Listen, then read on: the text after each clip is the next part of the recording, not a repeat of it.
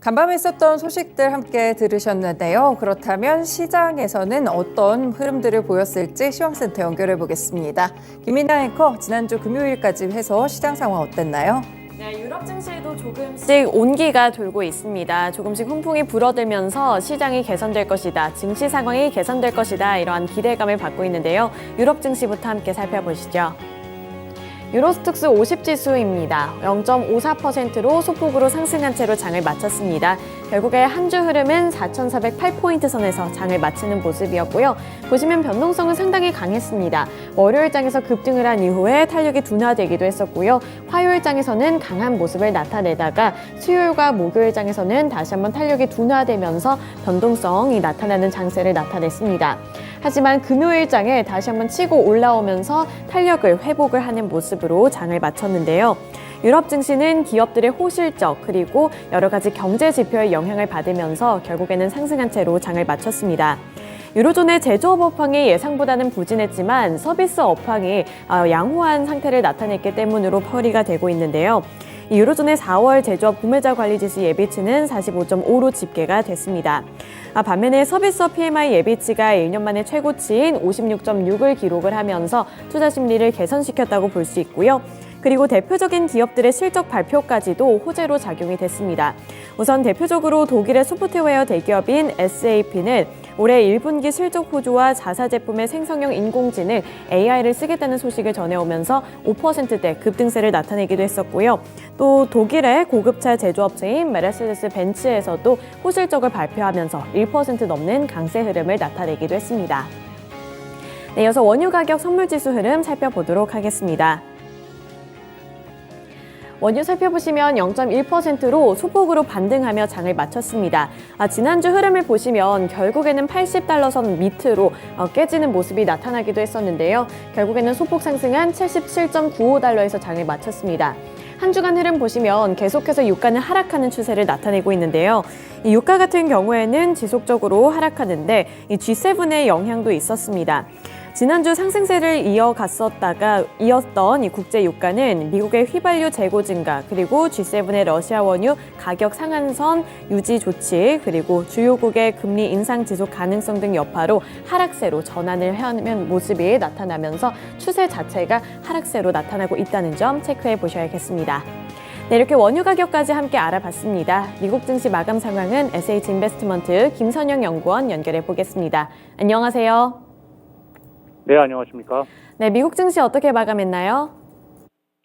예, 다우지수의 구성 종목인 프록터앤갬블 등 예상을 상회한 기업 실적 발표 여파로 지난 금요일 뉴욕 증시는 소폭 상승했고 지수별로는 다우지수가 0.07%, S&P 500은 0.09, 나스닥이 0.11% 상승했으며 지난 한 주간 동안 다우는 0.23포인트 하락하면서 5주 만에 하락 반전되고 나스닥은 0.4, S&P 500은 0.1%의 약세를 보였습니다.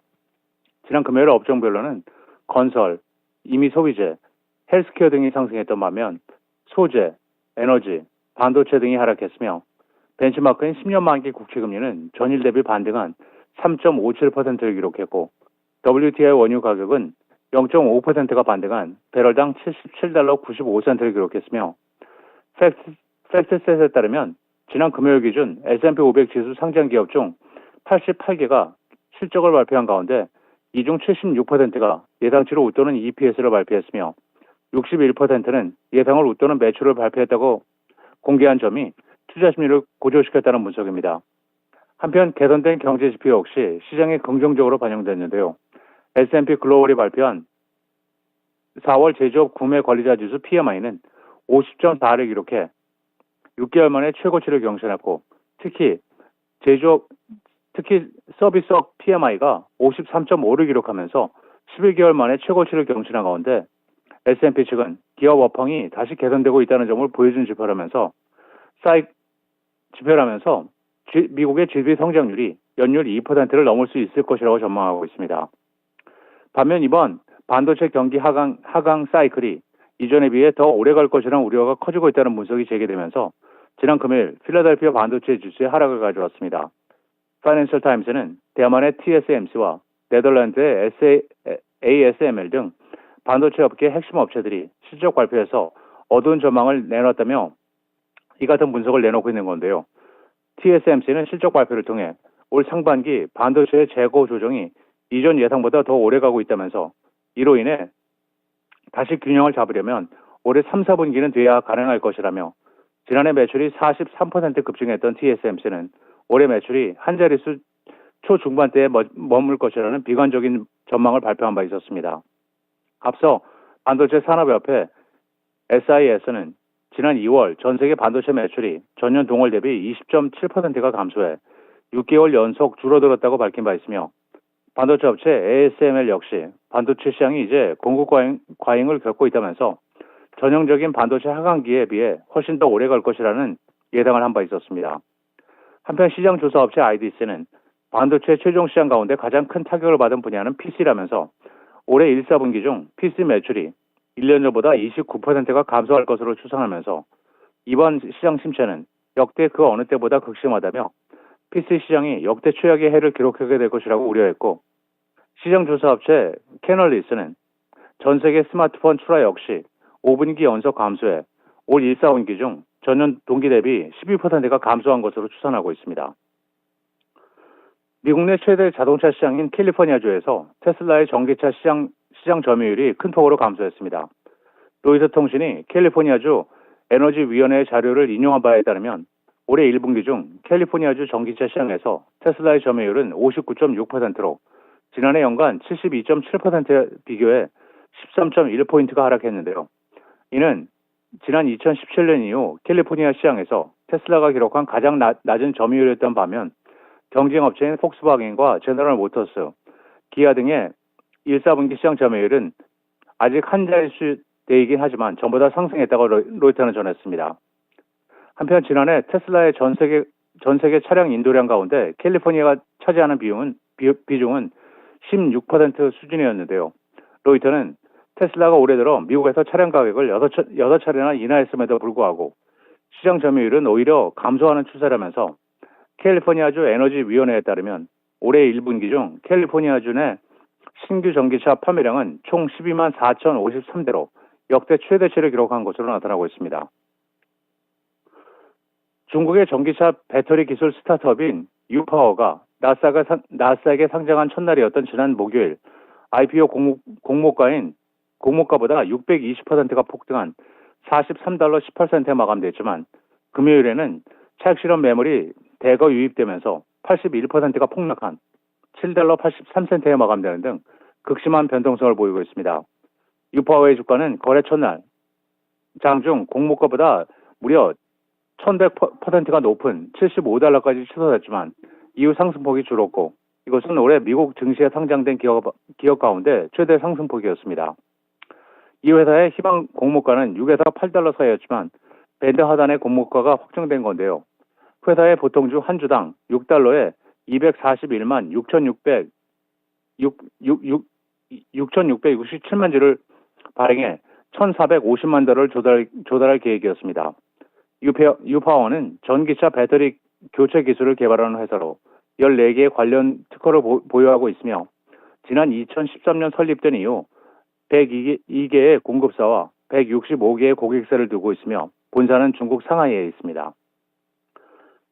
마지막으로 내일은 달라스 연방은행의 4월 관할 지역 제조업 지표가 발표되며 시장 예상은 마이너스 15.7이며 이어 다우지수의 구성 종목인 코카콜라를 시작으로 월풀, 케이던스 디자인, 퍼스트 리퍼블릭 뱅크, 레인지 리소시스, 웨스트뱅커, 필립스, 뱅크 오브 하와이, 클리블랜드 클립스, AG&C 인베스트먼트, 그리고 크레인코가 지난 분기 실적을 발표합니다. 네, 이렇게 주요 일정까지 함께 들어봤습니다. 주요 일정까지 참고해 보시면서 이번 한 주도 투자 포인트 잘 잡아보시길 바라겠습니다. 오늘 말씀 고맙습니다. 네, 감사합니다. 네, 이렇게 유럽 증시를 비롯해서 미국 증시까지 마감 상황 전해드렸습니다. 이어서 금요일장 국내 증시는 어떻게 마감했는지 마감 상황 함께 알아보시죠. 코스피 지수가 외국인의 매수세가 들어왔음에도 불구하고 결국에는 하락한 채로 장을 마쳤습니다. 연일로 하락하는 흐름이 나타났는데요. 결국에 2,544포인트에서 장을 마쳤습니다. 업종별로 살펴보시면 혼조세로 장을 마친 모습 살펴보실 수 있는데요.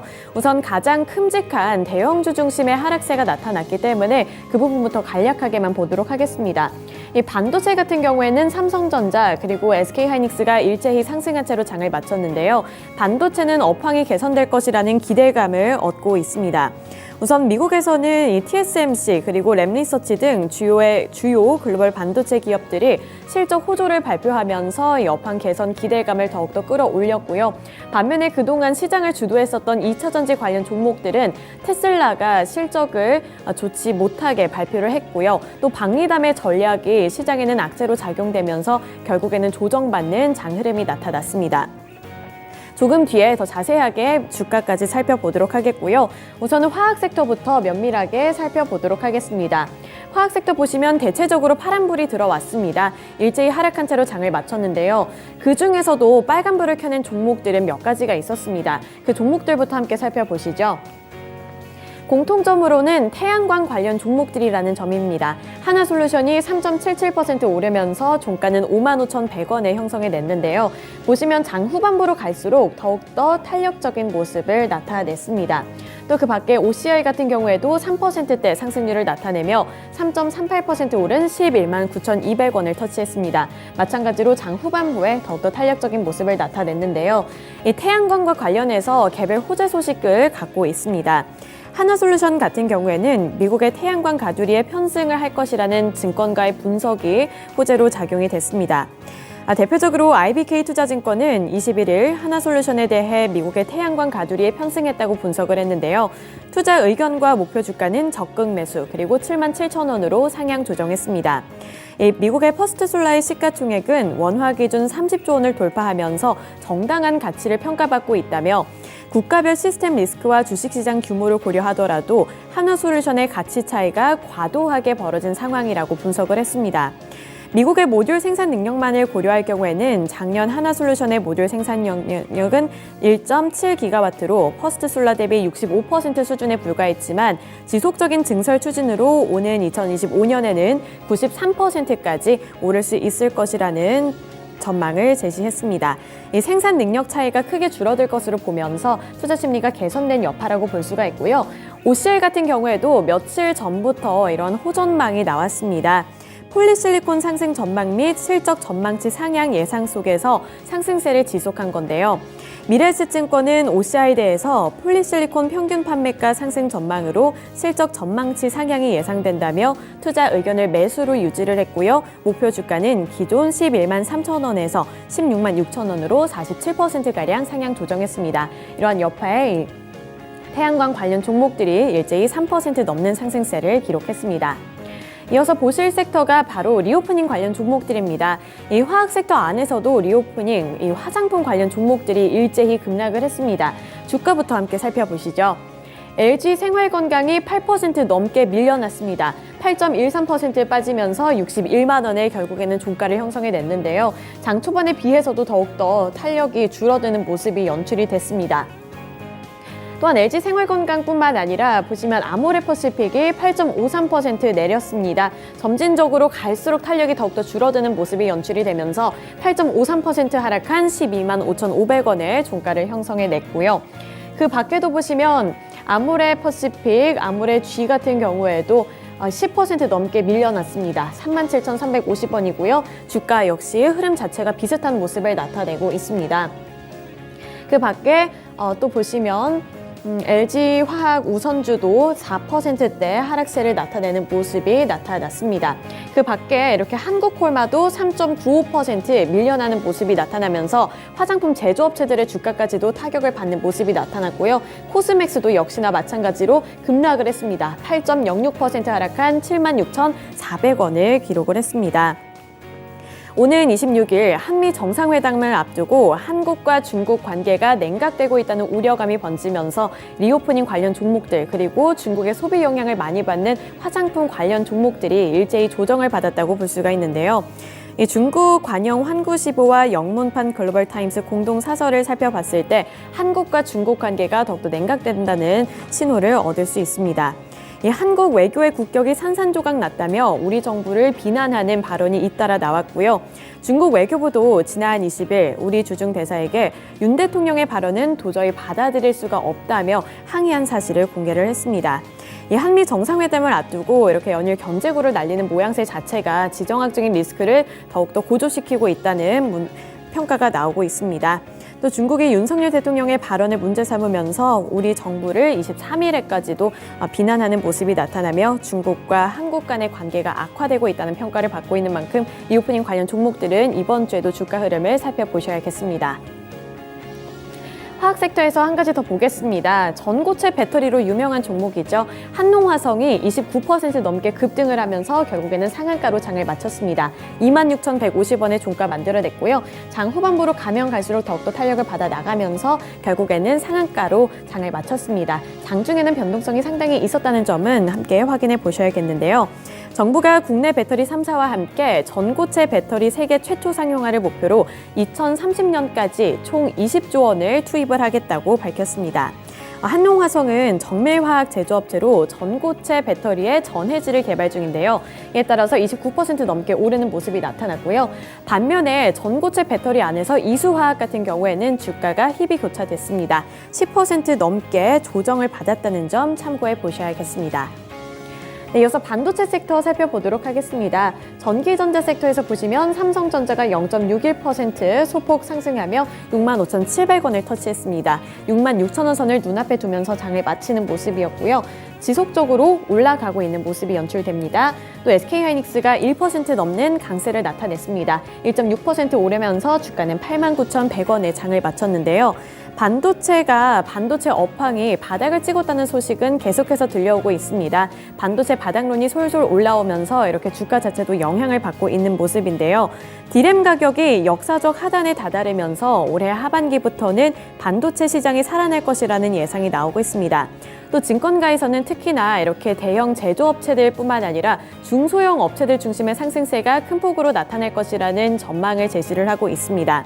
소부장 관련주의 실적이 개선되면서 높은 주가 상승률을 보일 가능성이 크다는 전망과 함께 이렇게 대형주 중심의 상승세도 나타났고요. 우선 이따가 코스닥 시장 가서 더 자세하게 보겠지만 중소형주 중심의 상승세가 뚜렷하게 나타났습니다.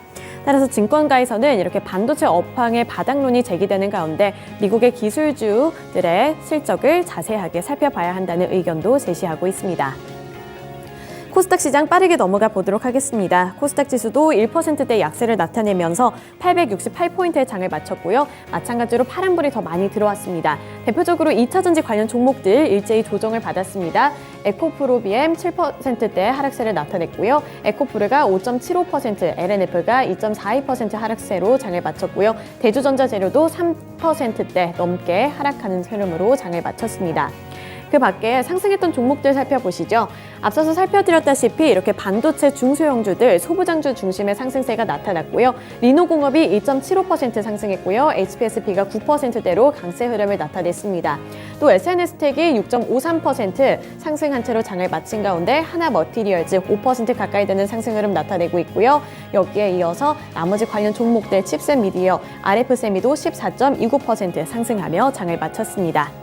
네, 이렇게 특징주들까지 함께 알아봤습니다. 글로벌 증시 그리고 국내 증시 마감 상황 전해드렸습니다.